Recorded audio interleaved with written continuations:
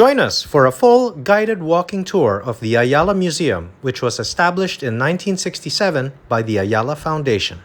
This private museum was opened with 63 dioramas made of hand-carved hardwood by woodcarvers from Paete, Laguna, presenting historical highlights in Philippine history and a library and iconic archives. The new Ayala Museum, which has been under renovation since 2019, will redefine the on-site visitor experience with refreshed exhibition, event, and retail spaces.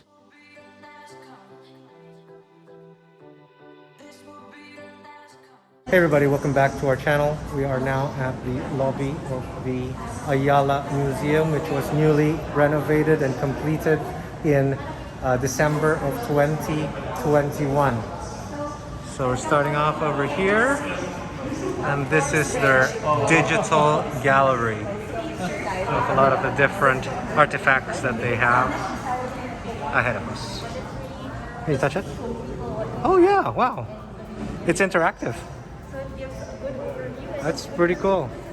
To look at something quickly to get a better idea of what the museum is. Wow. And art and history museum. That's pretty cool. Artifacts at the fourth floor, usually artworks at the third, and history at the second floor.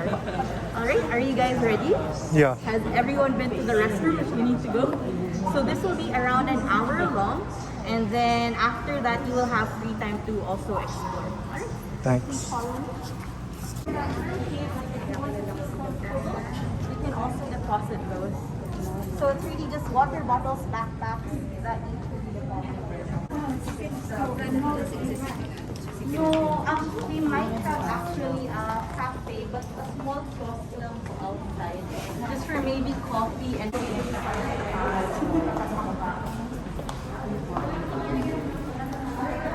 inside so that we can disrupt the other room.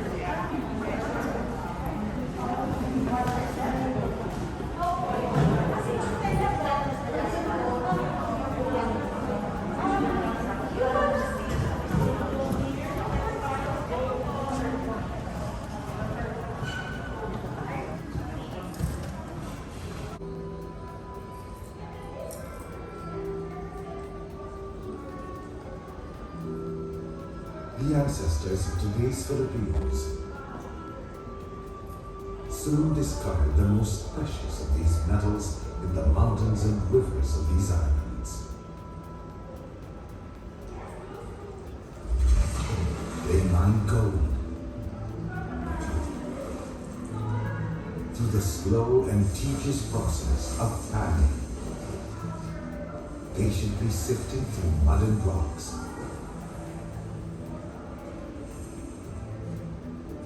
waiting for the precious gold to settle at the bottom of the pan.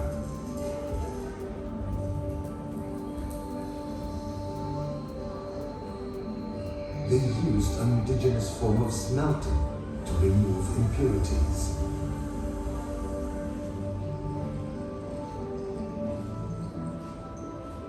Being the purest and most malleable of metals, gold could be pounded and flattened into sheets, or spun into thin strands or wires. Sheets of gold allow the goldsmiths to produce repoussé pieces, engraving patterns into the metal.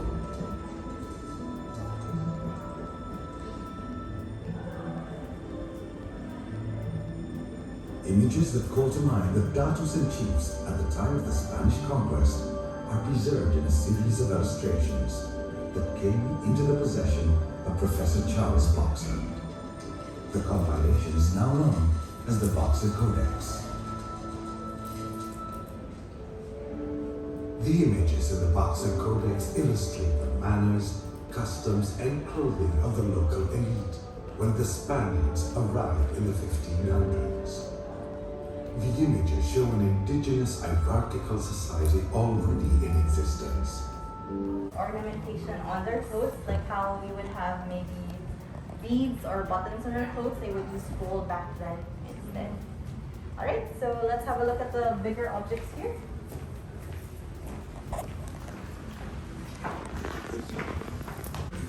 So this is important. This particular omega-shaped design is important because it helps prove the Austronesian migration theory by Peter Bellwood. So according to him, people from southern China migrated all throughout Southeast Asia and even as far as Madagascar. And one particular proof that helps strengthen that theory is this particular design, because this can be found all throughout the places the Austronesians migrated. So please have a closer look so that you get to see the details. And at the very right side would be a balance scale. So we would pull out the trade back then, and that would be part of a balance scale.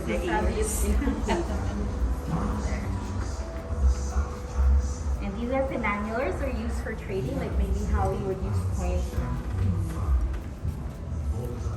And for those that are doing right here, you can have a closer look at another pair of ear ornaments. So they're quite heavy. So back then we have the descended earlobes, yeah. So everyone had to suffer for beauty. And here we have a hilt, a handle to maybe a dagger.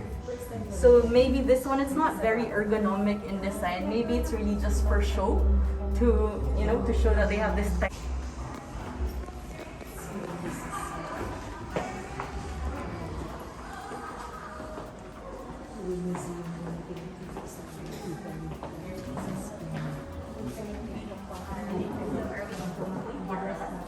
So, as you see, some of the gold pieces are displayed on the floor like this because a lot of these came from excavation or burial sites. So, like many civilizations back then, a lot of Filipinos would be buried with other objects which they think are important to bring with them to the next life, right? Like how other civilizations do it. So of course, when you die, in the next life, you also want to be wealthy or powerful. So they take with them important, precious objects with them. So most of the time, the gold would also be buried with objects like ceramics. So today, that is very important, especially to archaeologists, because the problem with gold is that you cannot date it through carbon dating. So what they would do is they would date the ceramics, and that's how they get the estimate of the age of the gold. Oh, Yeah, that's why it's medyo big, right? The space there. Yeah. So I said earlier, right, that a lot of the pieces are from all over the Philippines. So these two display cases, the gold comes from San Juan City. Just here. I just want to show more of the craftsmanship and the different gold pieces that we would make back then. So here we have dangling earrings, very similar to what many people still wear today. You know what? They wear the earrings in between this. Put it here in your ear lobe. Yes, yeah. You know how some people have those like gauges or Right. cables? Yeah. Especially there's they changed it up. These are studs to clothing. Some are funerary masks. So later on, you can take pictures of, not videos. Oh, you can take more videos as well. Just short ones. This one's so you have cuffs for like bracelets and bangles. Interesting how many ounces.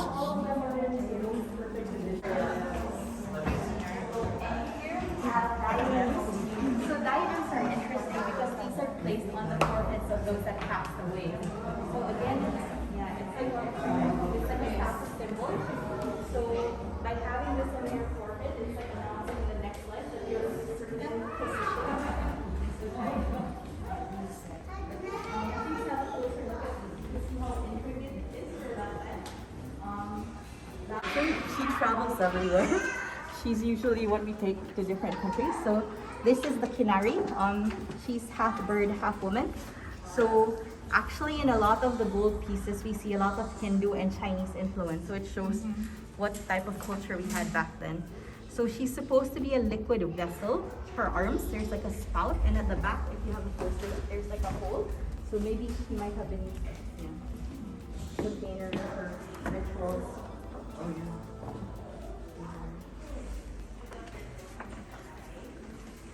And then we have other deities, but the problem is not all of these, we're not really sure yet about the story. There's so much to learn about gold. I'm sure everyone here, you guys have been through Philippine history or are really to explore. So you can actually pull out the drawers. Please be gentle. And you can actually also pull out the top part. And there's a magnifying lens and you can have a closer look.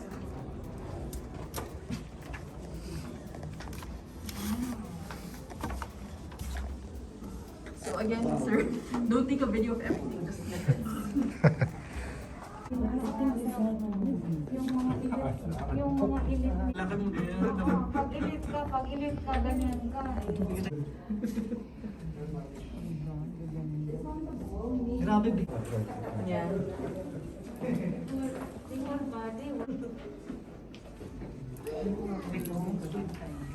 Oh, may idea ka pa. Yes. Tapos may ilaw pa oh. Diba? So the Boxer Codex is a manuscript found by Charles Boxer. It's from the 15th, cited to record all the different people he saw and also write down like descriptions about the rituals. There. Which one do you want me to pick? Cagayanes, Visayas, Tagalog. Since we're here. There. So you can read and you can see how they look like in this particular area. So the good thing about, sadly the Boxer Codex is not with us. It's in a Lilly library in the US.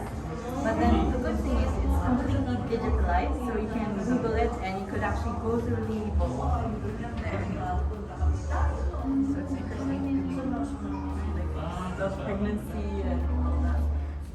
So if you have time, please explore. But here we have both images of the Boxer Codex. So here we get a better idea of how the gold pieces were used and formed by the Filipinos back then.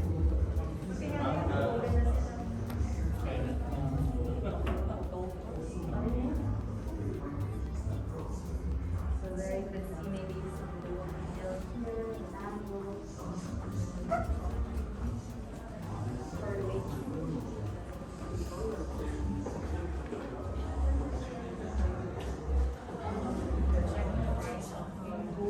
Per gram, it's $53 per gram. So the 303 grams.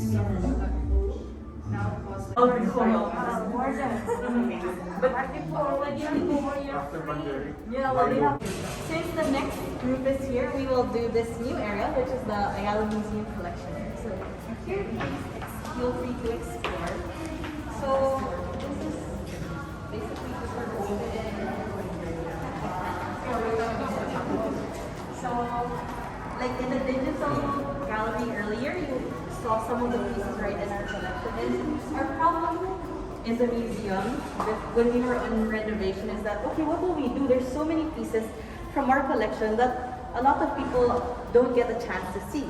So one way to answer that is by having this visible storage area. So here you see more of different items from different indigenous groups here in the country. Yeah. The variety of salapots, the swords, kulintangan, pieces of it. And these ones, are you familiar with nganga? Yes. So, yes, exactly. So these are storage containers. They're called lotoans from Maranao, and they're used to store battle rice. So there.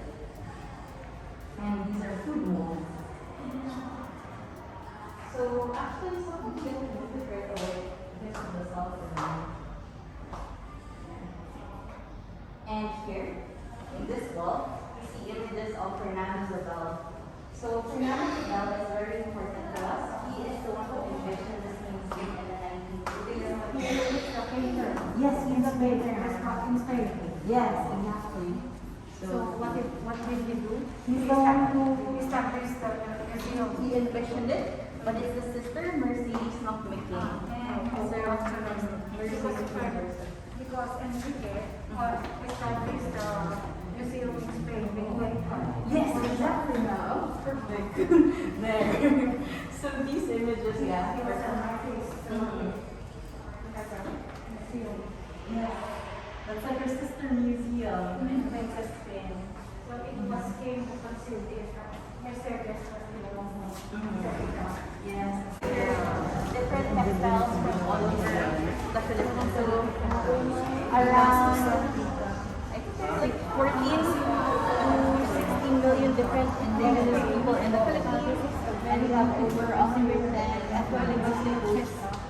Here, we're featuring textiles made out of alpaca, cotton, and silk. So for the first part here, we have Babobo Datu's outfit. So they say the Babobo Datus are one of the most well-dressed indigenous people. And then here we see the alpaca fabric and the weaving. So for them, the darker the color, the more prestigious you are. And for those who don't know what abaca is, abaca comes from like the banana plant family. And here we can have a closer look now of the Magani or the warrior. How long would it take to produce one of these garments? Well, I'm not sure about this particular one, but I know these take 6 years. Oh my goodness gracious. So this one is a warrior's outfit. So the pattern that we're seeing here is inspired by the crocodile. So if you're a warrior, you have to be strong and powerful. So in the textiles, they try to capture that by patterning it after the crocodile. And what's interesting for the Babobos is that when it comes to social ranking, they consider some weavers to be the same level as the warrior, because for us, the textiles are not just there, for fashion or to clothe people, but there's a lot of their belief system is also ingrained in it, and some of them would be used for ceremonies or for healing or for rituals. Wow. That's why textiles are not just there for fashion, but it really tells you more about them and their beliefs. Wow. And here you have. How many sets would a person normally have of I'm this not clothing? sure about how many. But yeah, I can't imagine how they came at it. Or is it only when there's a party then they'll wear their outfits, but aside from that they'll still be, Well, there will be certain ones for ceremonies. Yeah. Like I'll show you later on. There's one that's just used for marriage.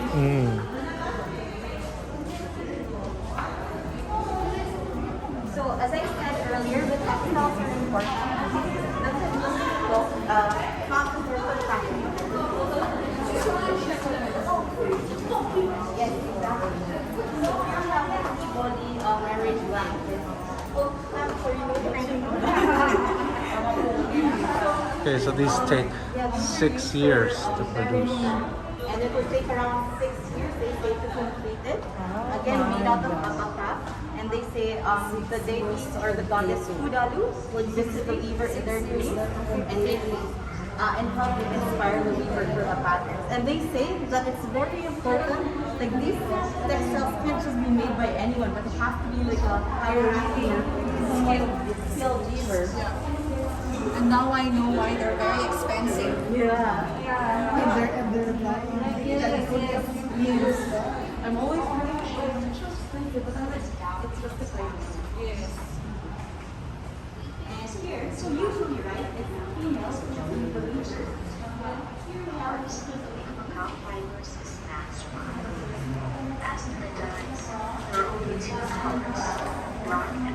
Leave the base, the abaca, the cloth part, but the man would be in charge in making these beads, this mother of pearl beads. So it's like a joint partnership in creating this. It's beautiful. You see a lot of beadwork here. Usually made out of glass beads. And for indigenous groups, usually located up in the mountainous areas, shells, like shell beads, would actually be considered like a prestige to have, because you're not by the waterfront, which makes it easy to have. The dead. So it's also to show how they think death is also like another voyage or another journey. And what's fabric-wise, what's nice and interesting about this is the dye they use, which is indigo. So back then, indigo would actually trade to other countries, but sadly now there's not much local indigo already. So I think that's what they're trying to figure out how to grow again here. So there's a lot of things that we produced back then, but sadly,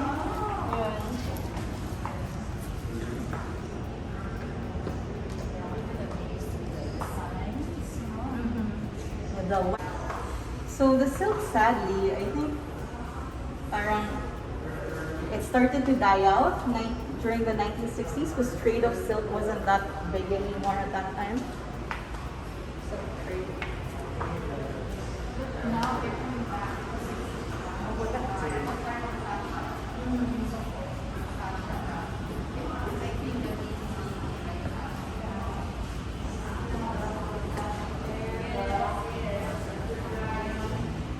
No, and you're too tired, just want to stay home.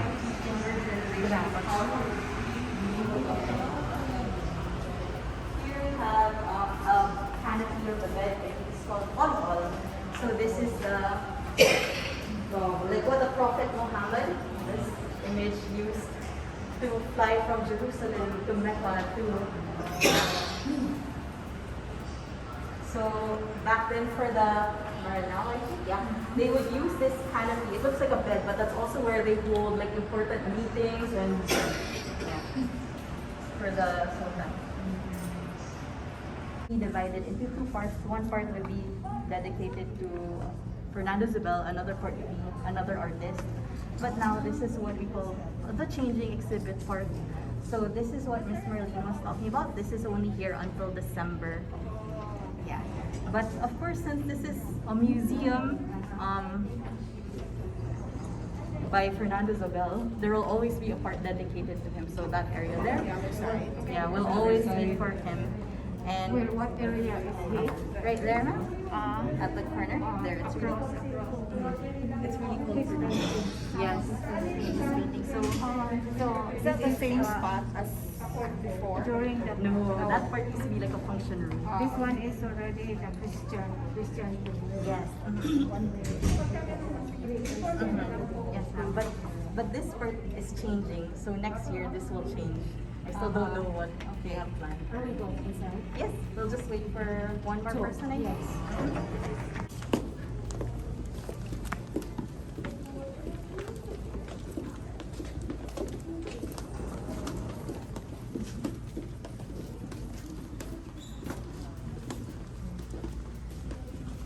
So, as I said earlier, this museum would not be here without Fernando Zobel. So this exhibit is also inspired by him and his works and his journey. So Fernando Zobel envisioned a museum in the 1950s, and when he was actually a professor here in the Philippines, he used to teach in Ateneo. He wanted to figure out what Philippine art and culture really is about. I think like what most civilizations start with, they usually start with their belief system. So here you see him exploring religious iconography. So you see a lot of santos and his earlier works at the very end. So there you see two paintings of different carrozas.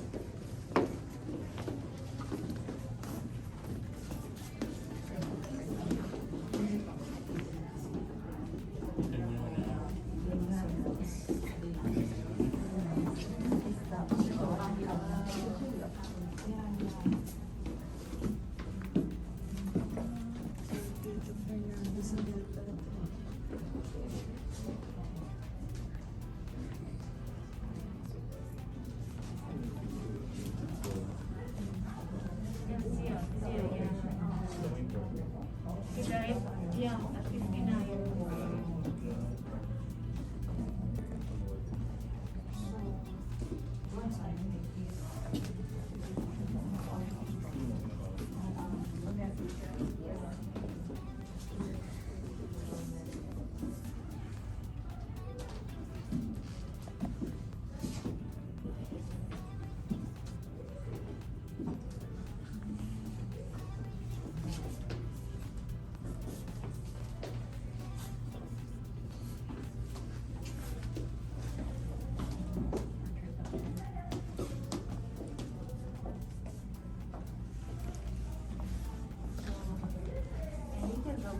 The father of Fernando Zobel, is actually a patron of Amortolo, and actually of Amortolo during the war. So paintings of Fernando Amarzolo. So, Oh. Fernando Amarzolo at this time was trying to showcase what, traditional That's romantic. my favorite Yeah. painting of Amarzolo. This one. And the Palayaran. The very first national artist in Hawaii. He's considered as the master of light. You can see how his paintings glow. I love these like sunlight Yes, that yes. sort of paintings. And as you can see at this time, kasi he was trying to establish, Philippine identity. This was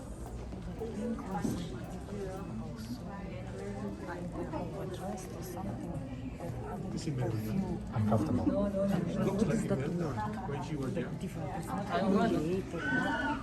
I forgot. I'll think about it later, yes. Kaldo ko like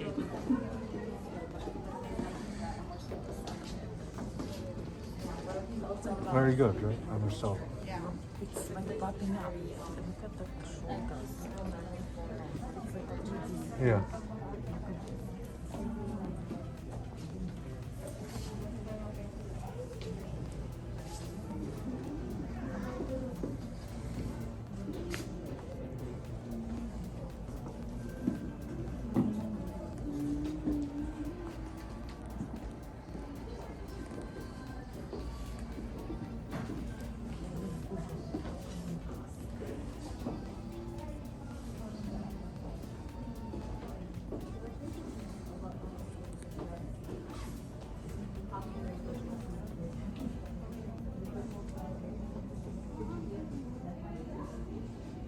How could we ask?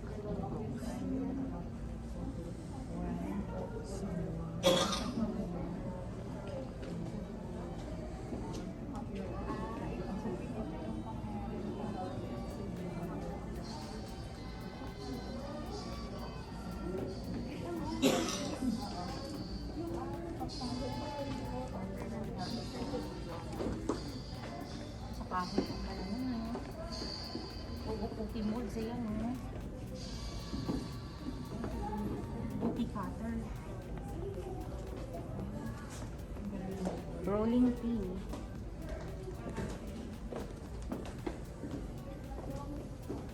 Still that. ito yung pagbalot ng pastilyo. Oh. Ganyan noon ng pastillas, ngayon naka-plastic na lang. Ang detalyado ng ano. Yes! Pagandahan ng... Pagandahan ng...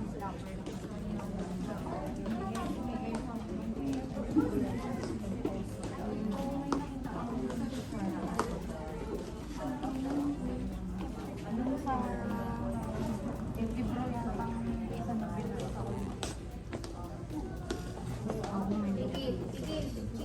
1840? What we're featuring is just the portrait. And here, as I told you, not all of the pieces here comes from our collection. Others are from loan.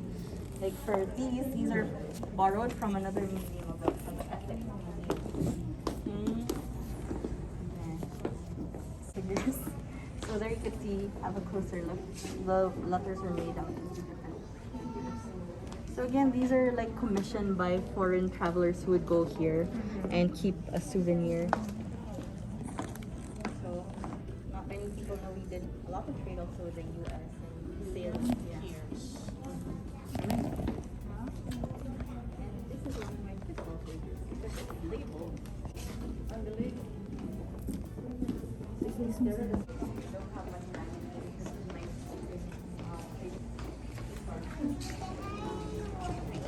So these are made by woodcarvers from Australia. They're trying to transport here to the Philippines to trade, and sometimes these are also used by pirates.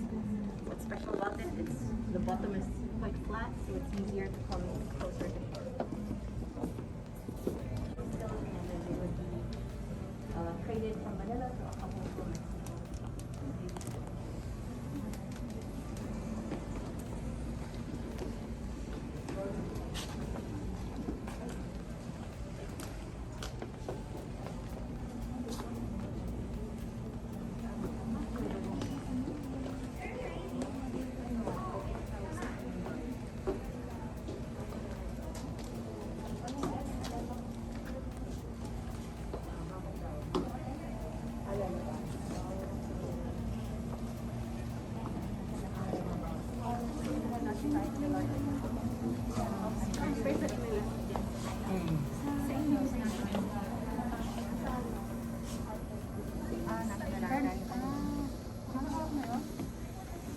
Ang iba pala yun.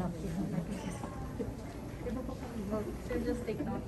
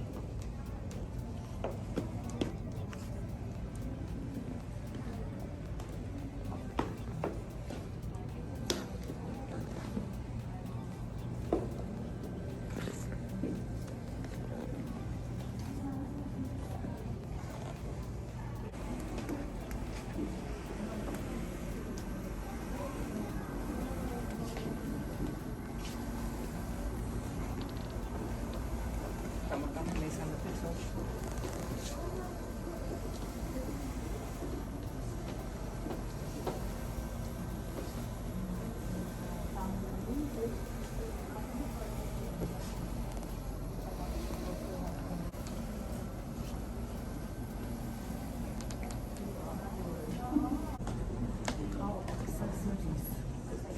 Like it's popping up, like it's like a metal. Feel it's a metal.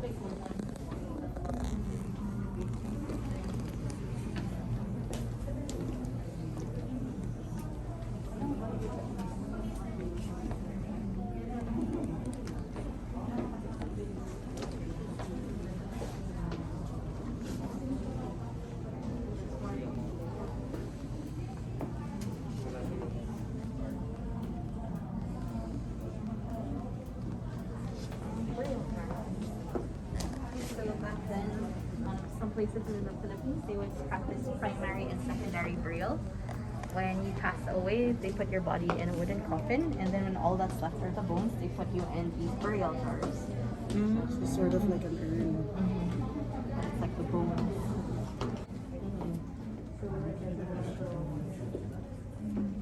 Guided tour is over. Now we are exploring the Fernando Zobel Gallery. Good afternoon. Okay, thank you. And of course, after this gallery will be the dioramas.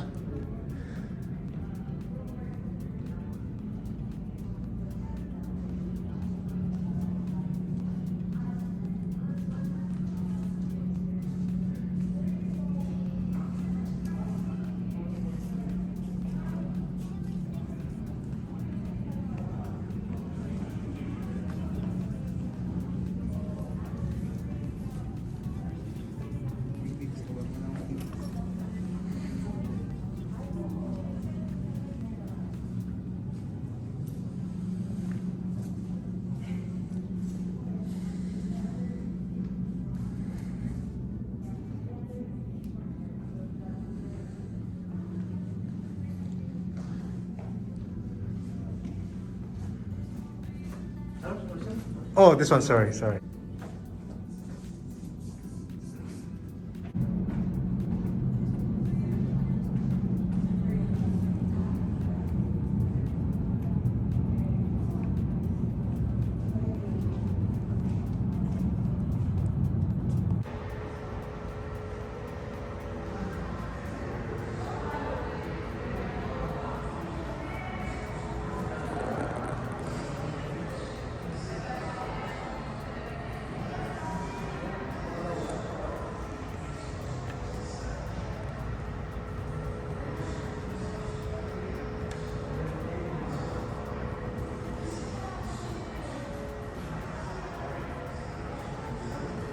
Here, babe.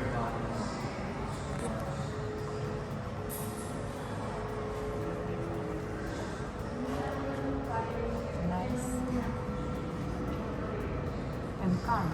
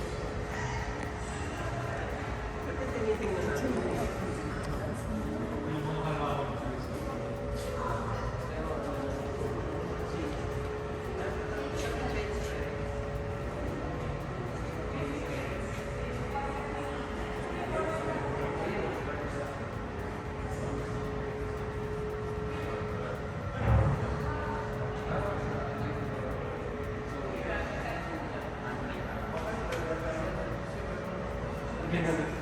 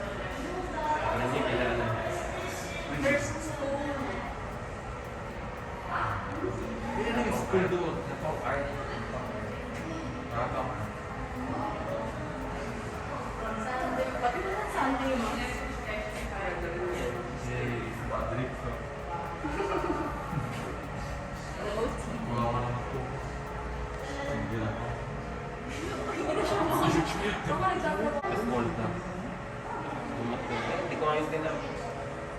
Ay, hindi ko alam. School niya ito tawag sa akin. Oo, tama. Para rin sa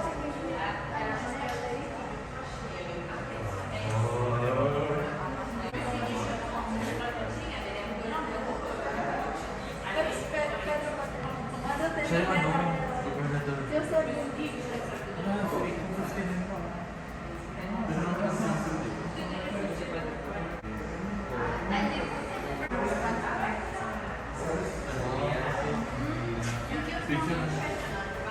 Pero kabayo.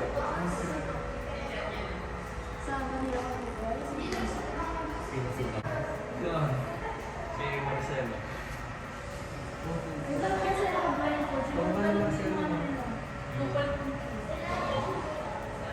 Yan pala nang galing ako sa Yeah. Because she will study history, she will remember what she was seeing, that she will have vision. It's very but I Pero ano yun, may parang nilagay kasi ang bata na parang totoo siya.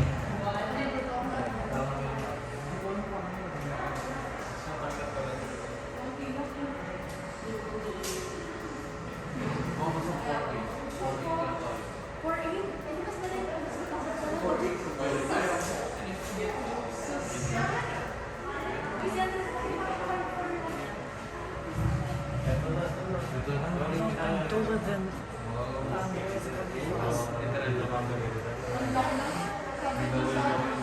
You're taller than Andres Bonifacio.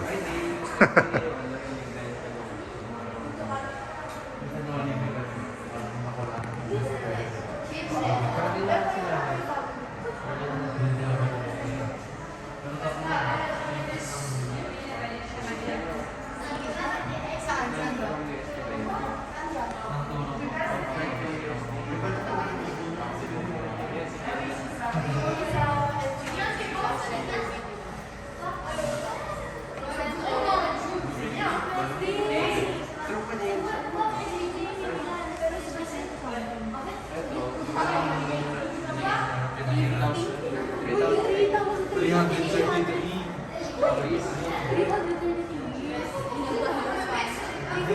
Hindi ko lang copies. Hindi kung magkano yung pinahiram ni Maximo Viola. Hindi ko lang. Ako lang po. 333 yun. Pero nakapag-print siya ng 3,000 lang. Tsaka hindi marunong ako.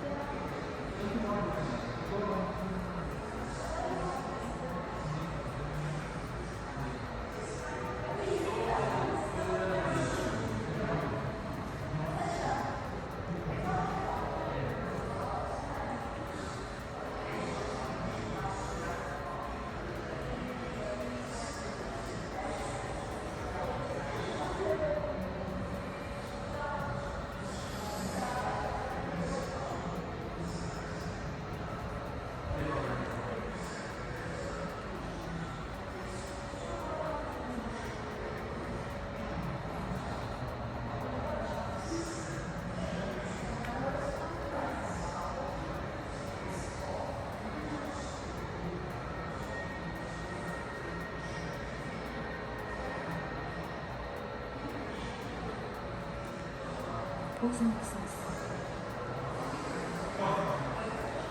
Ano?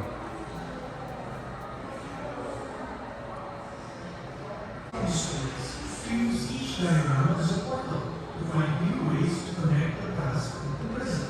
To view dioramas any way as an introduction. Well, there you have it, guys. That was a full walking tour of the Ayala Museum. Hope you guys enjoyed that. Thanks for watching. Please stay safe. We'll see you in the next episode. Bye.